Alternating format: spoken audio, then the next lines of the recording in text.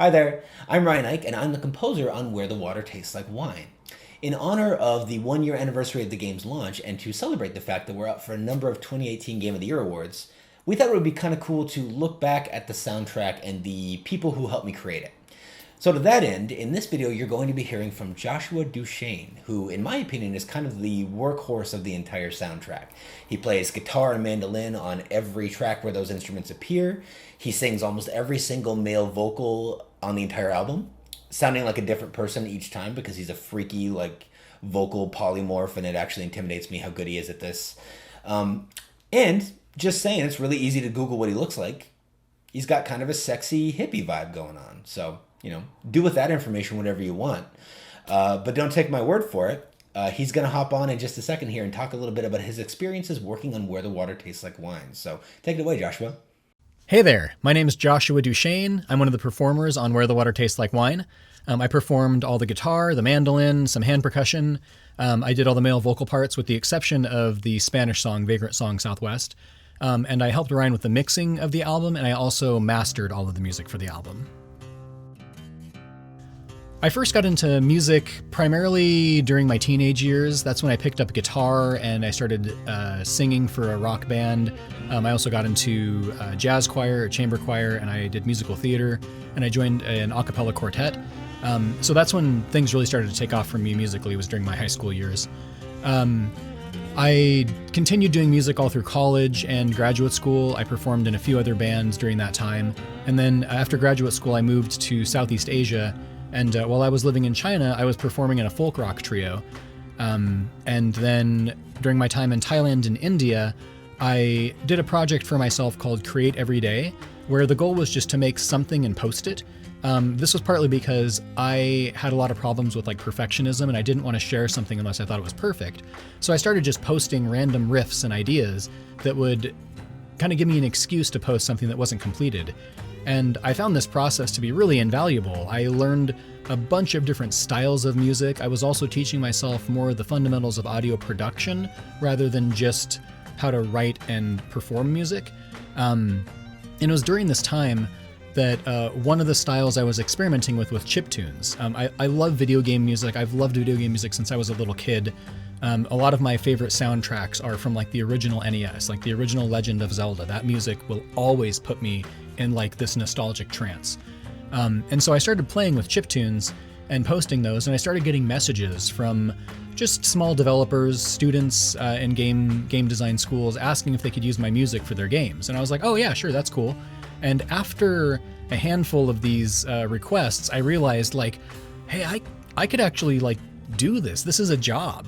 And so at that point is when I kind of transitioned into game audio. And that's when I really just deep dove into podcasts and books on game audio and trying to just learn more about that medium and how to write music for games. So fortunately, when I left Asia and came back to the States, I ended up landing here in Seattle, which has an amazing video game scene as well as a great game audio community and indie game community. So I got really lucky that I was able to plug in immediately to this great community of awesome people who were really supportive. People like Ryan, for example, whom I met. He was probably the first game audio person I met in Seattle, along with Jacob Purnell and Akash the Car. Those guys spoke at PAX 2014, I think it was, when I saw them speak. And that's when I was just I know I'm doing this, this is my thing. And so it was amazing a few years later to be contacted by Ryan and offered to work on this game with him. Absolutely thrilled to have that opportunity, especially when I heard what the game was about. When I heard that this was an Americana folk storytelling style game, that to me was awesome. That there would be an amazing, immense, vast score of music from all different regions of the country and different time periods. It sounded like an amazing opportunity. And I don't think I necessarily knew what I was getting into at the time when he sent me the original verse for the trailer. So the song Heavy Hands, just to give a little context, the song Heavy Hands on the album, which is it's kind of the main title track. That song was the very first thing that Ryan started writing for the game, but he'd only written the intro and the first verse, and it was for the trailer that initially aired some odd years ago. And when I first heard the MIDI mock-up, I was like, holy cow, this is such beautiful writing. And then learning it and performing it and recording it and listening back to it after we had my part and May Claire's part and our harmonies and everything, was just like, this is going to be a really, really freaking awesome soundtrack. If the songs are half as good as this coming forward, then I'm going to be absolutely thrilled with what we create. And needless to say, yeah, I am super happy with the work that we all did. The amazing performers on this soundtrack, Ryan's awesome writing, the support we've had from the team and the developers, like, yeah, it's been an absolutely phenomenal experience. Yeah, my process for learning and performing these songs was kind of multi-staged. So first, Ryan would send us a song, and it would be a MIDI mock-up that just used sampled instruments. And if there were vocals, he would sing them just so we could hear what he was going for, what he wanted it to sound like. And then from there, he would often send notes along with the song that would tell us, like, if the song was about a certain character from the game or a certain region or the general feel or story behind the song and how it fit into the greater context of the game. And so from there, I could kind of imagine the way in my head that I would want this to sound based on everything that he'd told me in the context of it. And so when I'd go into transitioning to the technical side of learning the actual music, I would have that in mind. I'd have this palette and this idea of like, this is what I want this to look like in the end or sound like in the end. And so the process for actually learning the songs, I would start by putting the song into my digital audio workstation and marking up all of the different sections. And then I would map out the chords for the song on paper. I have my own little notation style that I use for mapping out the chords, and I would write my own tablature for anything that would have like any lead solo lines or things like that. And then I would just go to town on learning the songs and practicing them over and over and over again until I could just play them in my sleep so that they felt totally natural. And then I would make sure to really imbue the song with the character or the story. So at that point, once I had them down technically, built around that foundation of the original context of the music, I would then like start to really add those flourishes and that feel and decide like, how would this character represent this music? How would this character sound if they were a guitar? And that was sort of the goal, was to really imbue the music with the personality of the character and the story from the game. And so in part, what I would do is on certain songs, for example, White Rider, in that song, I was getting a very strong Johnny Cash sort of feel. And so I actually dressed up all in black, with a black button-up shirt and a black coat and a black cowboy hat when I would perform that song, and I'd get into the character and I'd watch videos of Johnny Cash and how he carried himself. And I would kind of use that as inspiration to really give that extra 10%. With my musical theater background, it was like, this is how I want to do it. I really want to embody the character when I'm performing it, because that's going to come through. People are going to hear that in the performance. So for a lot of these songs, I was dressed up here in my home studio in like a costume, more or less, by myself performing.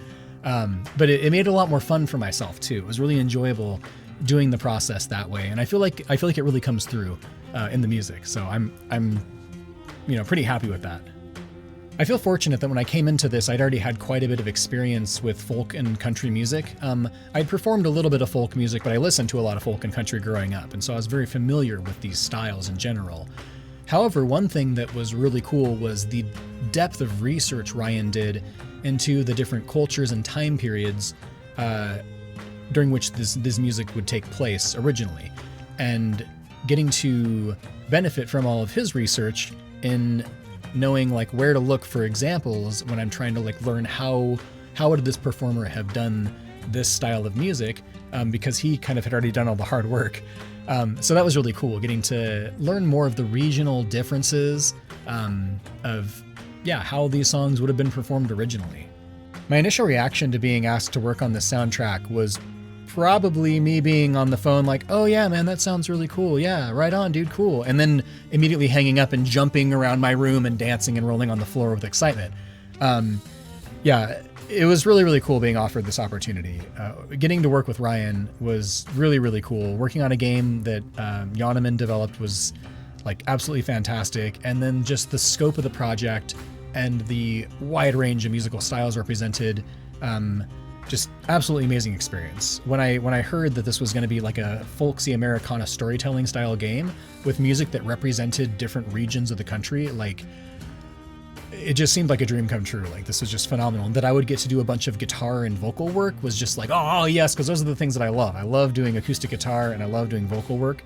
And having the opportunity to explore a bunch of different just voices, like literally I got to explore different voices, was just super, super fun. So my initial reaction is pretty much my reaction now, which is still really excited. And even more excited now that it's done. You know, like, it's great having it out there in the world, and getting to listen to it myself has been phenomenal, and hearing the reaction from people. Like, I mean, people really resonate with this soundtrack, and it's really, really cool just to hear the reactions of people that just absolutely love all the hard work that went into this. Yeah, so one of the most unexpected things I think that happened, one was when Ryan revealed to me that Sting was going to be voice acting in the game. That was crazy. I was like, hold on, the Sting? Like, that was just totally, like, had me floored. Because, I mean, Sting's, like, freaking phenomenal musician. Holy crap, dude. And being on a project that, even though he wasn't performing music, just being on a project that he was also working on was just, like world-changing. And then to make it even more awesome, the extra unexpected part that continues on the Sting journey was, after we had thought we were totally done with all the music for the album, I took a trip to Thailand again. Southeast Asia and Thailand is like my jam. And I was spending a few months in Thailand, and Ryan messaged me and was like, hey, like, we don't have a song for the wolf, the character that Sting voices. And it seems wrong to not have a song for him. So I'm writing up this tune. And I was like, dude, I'll go buy a guitar. I've got my recording equipment with me.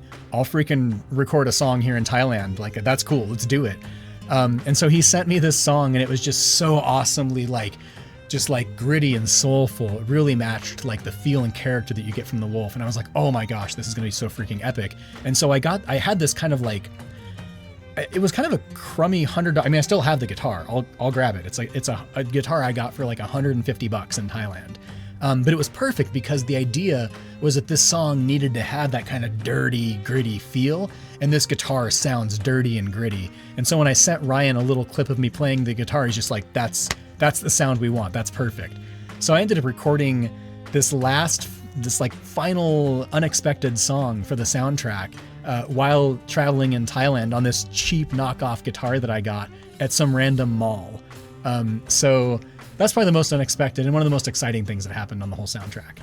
Yeah, one of the biggest challenges of working on this soundtrack, to no fault of his own, Ryan has 10 fingers and he wrote most of the stuff on a piano. I'm playing it on a guitar that has 6 strings, and I have 4 fingers that I can use to fret the notes with. So there's just stuff that you can't translate from piano to guitar, but I was a little stubborn and trying to play the things note for note, not realizing I could have just reached out to Ryan and said, hey, I'm going to change this part around a little bit because it's hard to play this way. Instead, I would do crazy things like having 2 capos on the neck on different spots so that I could play certain parts and then take them off to record the next riff. So after a few songs like that, I realized it wasn't really sustainable. And this was honestly one of my biggest learning lessons during this process, was that you can reach out to your composer and collaborate on the music so that you can actually play it. And this was like the big breakthrough that like made the rest of the soundtrack so much more seamless. So after the first few songs of playing them note for note verbatim, Ryan and I started getting together and meeting up in person. And fortunately, he and I live like a few blocks from each other. So we were like, why don't we just do this all along? We like literally could walk to one another's house. So he started coming over here and we'd work together, and he would bring the songs and the core ideas and the chord structure and everything. And then we'd sit down and I'd be like, okay, does this voicing work? Do these chords work? Does this playing style work? And that way I could play the songs the way that a guitarist would play them, and it would sound more natural, and it would also be more playable for people in the future that want to like learn the songs on their own. And that made everything way, way easier, helped us overcome that challenge. But I now know on any future project, do that from moment one. Yeah, but it was still fun. It was an amazing learning experience along the way to like try these unique things. And it's actually lent itself to be very valuable for me now. I'm currently working on a Metroid Prime remix album that is like an instrumental acoustic treatment that has a lot of guitar work in it, and a lot of acoustic guitar work specifically.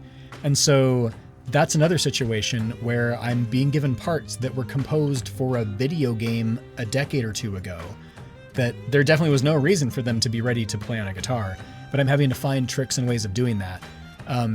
And so that's where it's been helpful being like, okay, I can reach out to my friend Zeke, who arranged it all.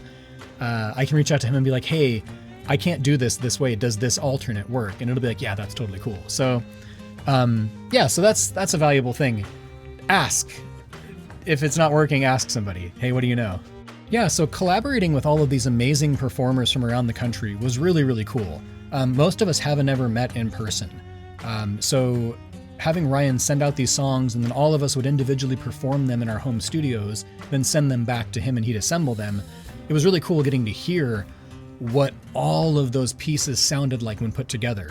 And it was sort of like a meta musical way of looking at the game, where the game itself is this collection of individual unique stories interwoven to create this greater, larger picture of the development and growth of the culture of the United States, and how this music is the result of all these individual unique stories and unique musical cultures and backgrounds of all the different performers, and how when all of them come together, we create this greater, larger picture that is the soundtrack. And the fact that it's digestible, that you can sit down and over the course of an hour or an hour and a half, listen through the entirety of the soundtrack, and you can shift through different times and places in the country and hear different people's expressions of those styles of music and their individual parts. And that to me was honestly one of the most thrilling parts of working on this soundtrack. As I mentioned, I wanted to show you the guitar I used for Howl. This is the one I got in Thailand, and I brought it back with me. I carried it onto all the planes and nobody questioned it, so that was nice. But yeah, I just got this for I think I paid about $150 for this in Thailand.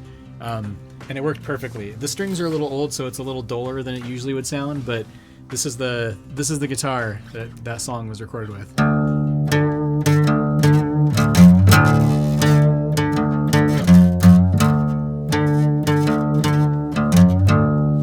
So just kind of dirty. Love it.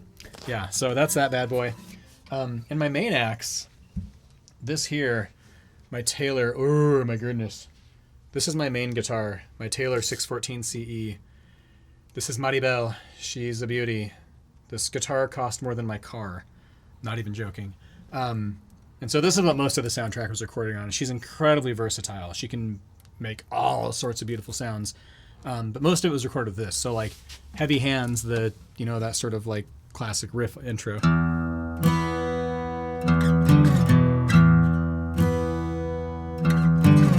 It's all Maribel. She's beautiful. Love her. So yeah, this was my main axe for the soundtrack. And this is the mandolin that I used for the soundtrack as well. This is a Michael Kelly Legacy Dragonfly Special Edition. It's flippin' birdiful, if you can't tell. Yeah, so this is what we used for all the tunes on the soundtrack. So stuff like Breathe the Black, for example.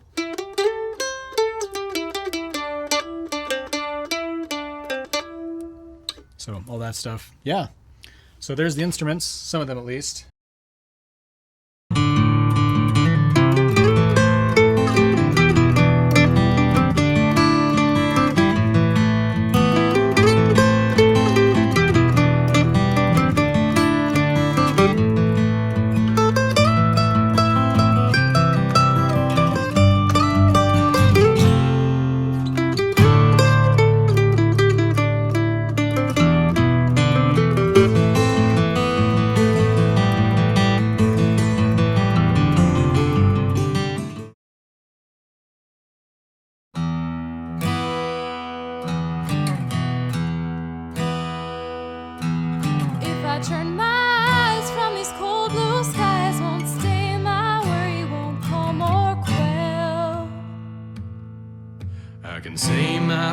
I can barter my tail, won't ease my burden, but I might as well.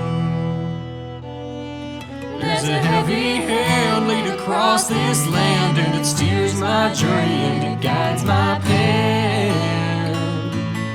Press on, head high till the ink is run dry, 'cause my story